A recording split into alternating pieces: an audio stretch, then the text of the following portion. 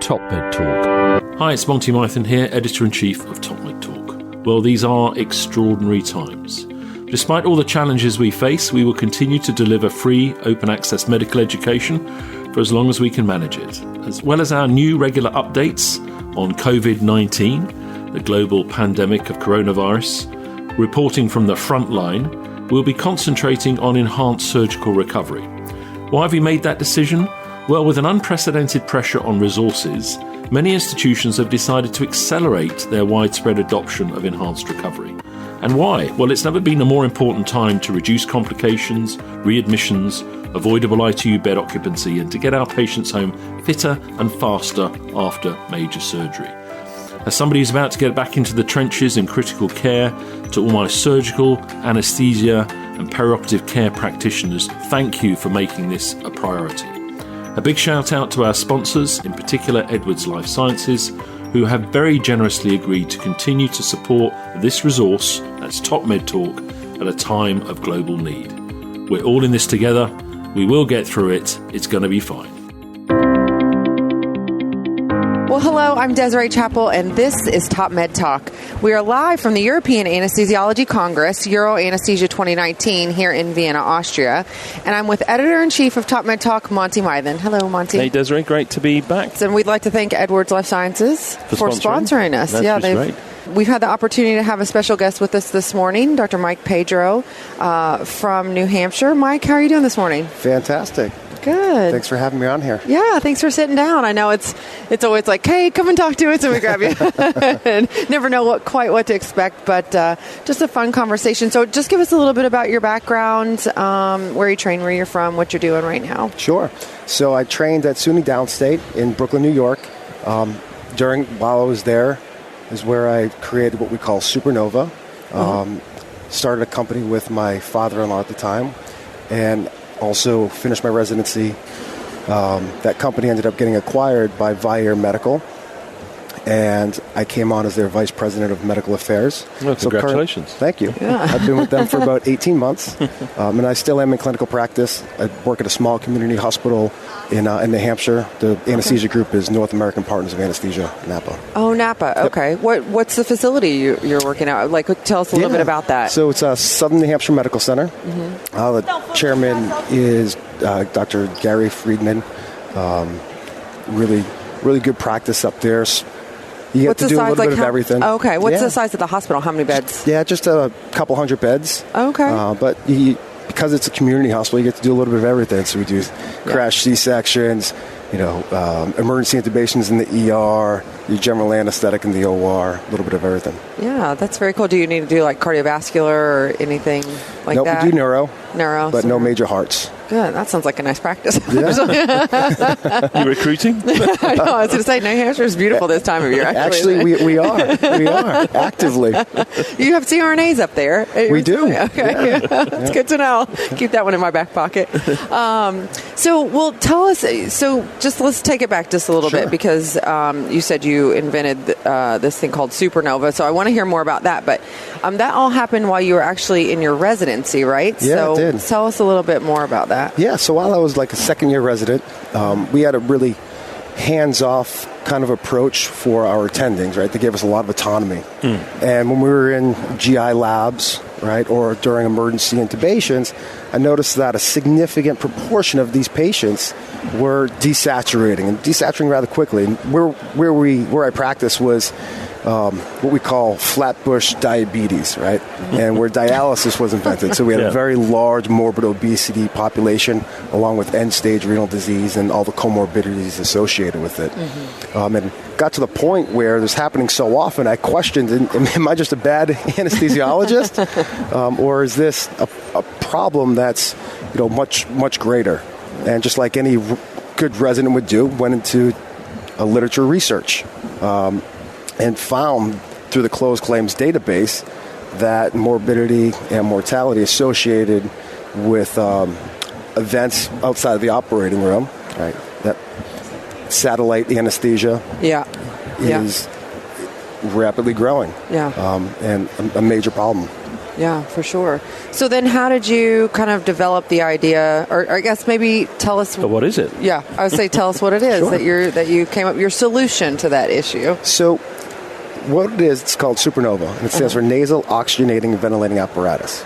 It's essentially a completely sealed nasal mask that can create an airtight seal so that you can now use low flows, such as 15 liters or wall oxygen, generate high enough pressures to relieve upper airway obstruction that occurs during deep sedation or post-operatively when patients are just out of anesthesia. And you can also rescue ventilate with it. It's great for cases that are where we share the airway, such as upper endoscopy or TEE, where we can provide positive pressure, not just to relieve upper airway obstruction, but also maintain lung recruitment as well. So we would be very familiar in the UK, particularly in our institution, with using existing high-flow nasal oxygen technologies, using what was written up as the sort of Thrive idea, to have apneic, non-ventilatory, open airway maintenance of oxygenation, and you can argue maintenance of normocapnia. What does it add to that, that's commonplace now in our country? That's great. And when we started developing it was just when kind of Thrive got pretty famous. Are you familiar with that? Do you use that, Desiree? I have not. So the existing high-flow nasal prongs turn... It's let's not undermine the great technology that's been involved. Very high-flow nasal oxygen, and you can have an apneic paralysed patient and work on the airway. So it's developed by in the context of maxillofacial surgery by a colleague of mine, Anil Patel, who passed by yesterday to say hello. And we've known for a long time you can have apneic oxygenation, and during apneic oxygenation you can also have some CO2 exchange despite non-ventilation of the lungs. But it is what it is, and that's very commonplace in the UK now. There's an ongoing debate as to whether it's truly proven its benefit, but it has been widely adopted because it gives you a lot of time. But it's not. So this is good. This is adding something I can see. Yeah. But it's what it adds. I think is people going to jump onto straight away. Right. Yeah. So we tried high flow nasal cannula Thrive in our institution during that time. Yeah. But what we found was our patient population was too obese, and they had the level of obstructive sleep apnea was too severe, where the amount of pressure that it was delivering was not great enough to relieve that upper airway obstruction or provide significant PEEP for that compression atelectasis. I mean, think of a GI case, right, where they're applying significant abdominal pressure just to get a better view. So what we wanted to create was a device that could deliver up to 30, 40 centimeters of water of PEEP if needed. So it does a couple things that are also different. One of the other, in the U.S., one of the other problems we've faced is hospitals don't want to purchase capital equipment. Yes. So we wanted a solution that you didn't need any capital equipment. You could plug into any wall oxygen to save the hospital that cost. Yep. But also keep the disposable costs at a very reasonable price where we can get an added benefit where we not only apply higher PEEP, but we can rescue ventilate even during like an upper endoscopy as well. So if I may, so I can see people sitting there thinking, okay, the mask interface sounds to me a bit like about sleep apnea technology. Absolutely. Okay, so I can see that, I can imagine that. I've got the Thrive concept because I've been hearing about it for a long time, and I'm sort of familiar with CPAP and non-invasive ventilation. It's found a space in there, has it? It's a bridge, so it's really interesting. So the way CPAP works, as you're familiar, is it was made for home use. So there's intentional leaks both in the mask and the machine. So to have a CPAP machine, it delivers over 100 liters of flow so that when you set that pressure, it maintains it by adding more flow. But in the hospital setting, we only have 15 liters of oxygen to go with. On your regular rotameter is capped. Right. Now, does the Thrive need its own machine, own equipment for it? Or I'm not an expert on it. I believe it has the commonly available technology. I believe has a secondary machine interface. We should be careful we go in that. But I think I think there's a there's a capital, I think there's a capex and a requirement for an extra piece, another box, if you see what I mean. Yeah, I just was wondering. I feel like I've used it. No, we obviously neither of us know what we're talking about. No, we don't. Here, so, but that's my understanding. Well, it makes me feel a lot better. I'm not the only one. That's my understanding. Is we're not they're not swinging it around to the bedside and plugging it just into the wall. I think they're bringing a box around and plugging it. Yeah. I'm just trying in my mind trying to remember. Yeah. So it has a different regulator. Yeah. With a humidifier that's attached to it. Exactly. Absolutely. I mean, it's so funny as you're talking about GI patients. I mean, I did, our practice. I was in a community facility forever, and I am now, and we do so many GI patients, and I mean, the just rate of obesity is so much, and you have these patients, that are not going to the little surge centers or, GI clinics to have so they have to come to us. So every patient we're taking care of is morbidly obese, and every patient's, their airway is so difficult to maintain. And even if you're just doing a colon, colonoscopy, you have patients like, God, I wish they could put their CPAP on right now because this is killing, I mean, it's really difficult. And so I could see the application in there for sure. It's like, God, that would have been really nice to have a lot of times. So I'll let you speak in a second, Michael. So we should have asked you to bring some kit over, actually. I know. Open the bag of stuff, plug it into the regular wall rotameter, and you're up and running, are you? Is that so? It has. It's funny. We brought back some old school technology as well. Okay. Simple Mapleson C circuit. Yeah. Where it has an adjustable relief valve, so pressure can be relieved. So that's the part that plugs into the wall. Yep. And then the other reason we had that, the Mapleson circuit, is we first were thinking about just going with an adjustable valve. Yeah. Right? But what we found is it was hard to tell whether or not patients were breathing. Yes. Because at higher flows, sometimes in higher pressures, CO2 gets washed out. So we wanted that rebreathing bag so that we could both rescue ventilate and we could see ventilation. So yeah, it's a bag and a mask, essentially. Excellent. Oh, that's super cool. Yeah. Well, so if they want to get a hold of you and hear more about all this, what's the best way to do that? I think to go to the Vyaire website. Okay. The Vyaire spelled Vyaire, correct?